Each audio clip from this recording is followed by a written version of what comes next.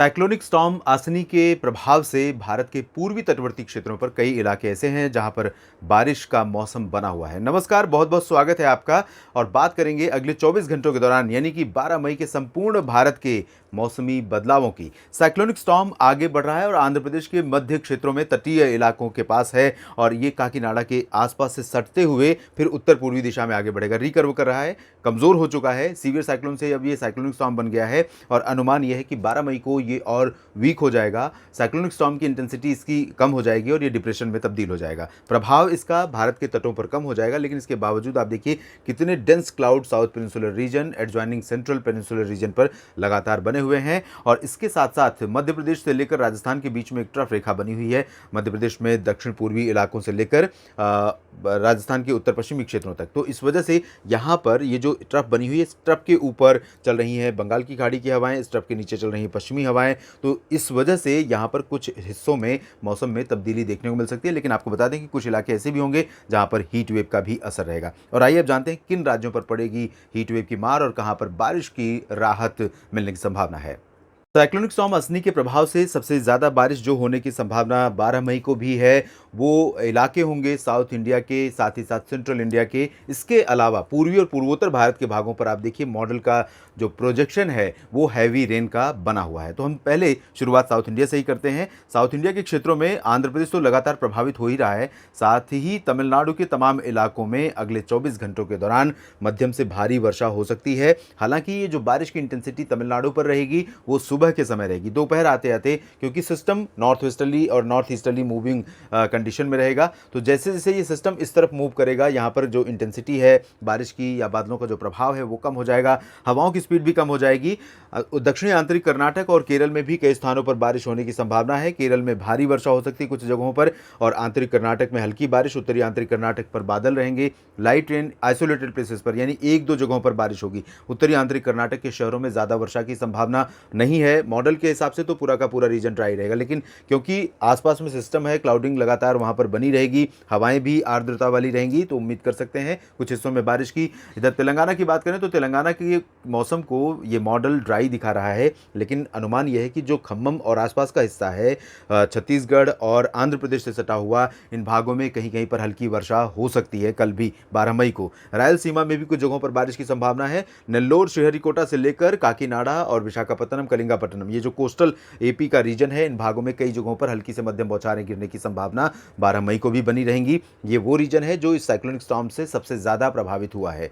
और इसके बाद हम बात करेंगे सेंट्रल इंडिया की, तो यहाँ पर ओडिशा में कई जगहों पर वर्षा की संभावना है, लेकिन जितनी उम्मीद थी, जितनी आशंका थी, जितना डर था, वो बारिश अभी फिलहाल यहाँ पर नहीं होगी। इसके बावजूद कटक, पुरी और पारादीप से लेकर तमाम कोस्टल सिटीज़, इंटीरियर पार्ट्स और वेस्टर्न पार्ट्स, सभी जगहों पर वर्षा के आसार हैं।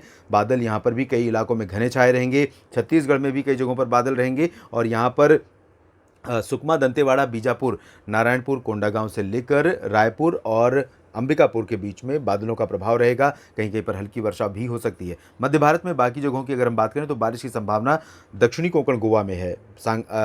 मुंबई से नीचे अलीबाग से लेकर सिंधुदुर्ग के बीच में कुछ जगहों पर वर्षा की संभावना रहेगी। गोवा में भी बारिश हो सकती है, लेकिन मुंबई समेत उत्तरी जो कोंकण गोवा रीजन है, मध्य महाराष्ट्र का हिस्सा है, मराठवाड़ा और विदर्भ का हिस्सा है, इन भागों में फिलहाल ड्राई वेदर एक्सपेक्टेड है। लेकिन मेरा अनुमान है कि कुछ जगहों पर यहाँ पर भी दक्षिणी भागों में वर्षा होने के आसार बन सकते हैं। मध्य प्रदेश में ड्राई वेदर रहेगा। पश्चिमी भागों में हीट वेव का प्रकोप रहेगा। इसी तरह से उत्तरी मध्य महाराष्ट्र और गुजरात के सौराष्ट्र, कच्छ तथा पूर्वी क्षेत्रों में कई जगहों पर हीट वेव का प्रकोप रहेगा, क्योंकि यहाँ पर पश्चिमी दिशा की हवाएं रहेंगी। पूर्वी मध्य प्रदेश में आइसोलेटेड प्लेसेस पर आंधी और गर्जना के साथ बूंदाबांदी हो सकती है। झारखंड और बिहार समेत गंगेय पश्चिम बंगाल यानी पूर्वी भारत का वो हिस्सा जहां पर अभी साइक्लोनिक स्टॉर्म आसनी का असर है और जब ये कमज़ोर हो जाएगा तब भी असर रहेगा। और ये बंगाल की खाड़ी से लगातार मॉइस्चर वाली हवाओं को यहाँ पर थ्रो कर रहा है, जिस वजह से यहाँ पर आप उम्मीद कर सकते हैं ये पूरा का पूरा रीजन घने बादलों के छाए में रहेगा। और यहाँ पर चाहे हम बात करें किशनगंज, अररिया, पूर्णिया, भागलपुर और सुपौल की, या फिर बात करें यहाँ पर देवघर, दुमका, डाल्टनगंज, रांची, जमशेदपुर की, सभी जगहों पर वर्षा होने की संभावना है। कोलकाता समेत पश्चिम बंगाल के गैंगेटिक बेल्ट में भी बारिश होगी और उप हिमालयी रीजन में भी वर्षा हो सकती है, यानी कि जलपाईगुड़ी, सिलीगुड़ी और दार्जिलिंग समेत सिक्किम के गंगटोक समेत आसपास के भागों में मध्यम से तेज वर्षा के आसार हैं। पूर्वोत्तर भारत में भी ज़बरदस्त बारिश होगी और यहाँ पर मेघालय में इस तरह बारिश हो सकती है जिससे कि सामान्य जनजीवन प्रभावित हो। असम भी प्रभावित होगा काफ़ी हद तक। असम का ये पूरा का पूरा रीजन आप देखिए डार्क पैचेज हैं, तो यहाँ पर काफ़ी ज़्यादा वर्षा हो सकती है। मणिपुर, मिजोरम, त्रिपुरा, अरुणाचल में भी हम रूल आउट नहीं कर सकते। नागालैंड में भी सेम कंडीशन रहेगी।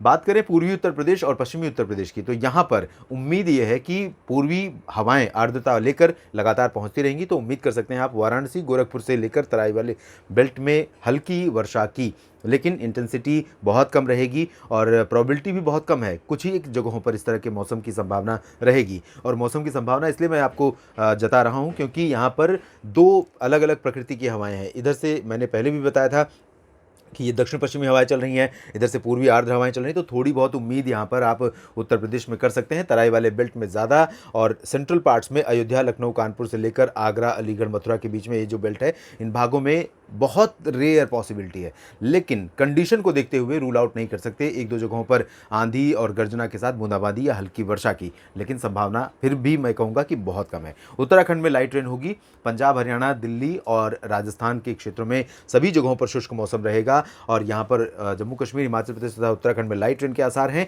लेकिन पंजाब, हरियाणा और दिल्ली तथा उत्तर पश्चिमी उत्तर प्रदेश का जो ये हिस्सा है, इसमें भी वही कंडीशन रहेगी जो सेंट्रल यूपी में, क्योंकि यहाँ पर भी मिक्सिंग है हवाओं की। टेम्परेचर बढ़ेगा। एक तरफ इधर दक्षिण में फजिल्का, फरीदकोट से मुक्तसर साहिब, ये जो रीजन है पंजाब का, और हरियाणा का जो रीजन है सिरसा, हिसार, फतेहाबाद और साथ ही चरखी, दादरी, झज्जर, महेंद्रगढ़, रेवाड़ी, पलवल, इन भागों में टेम्परेचर बढ़ेंगे। राजस्थान के क्षेत्रों में पश्चिमी दिशा की तेज हवाएं चलेंगी, यहाँ पर भी टेम्परेचर में बढ़ोतरी होगी। तो एक तरफ तापमान बढ़ रहा है, दूसरी तरफ आर्द्र हवाएं पहुंच रही हैं। यहाँ पर इस तरह के मौसम की डेवलप होने की संभावना पंजाब से लेकर दिल्ली के बीच में बन सकती है एक दो जगहों पर। तो इस बात के लिए, इस मौसम के लिए तैयार रहिएगा। हो सकता है कि दोपहर के बाद 4-5 बजे के बाद इस तरह का मौसम आपको दिखाई दे। फिलहाल इस बुलेटिन में अभी इतना ही। धन्यवाद।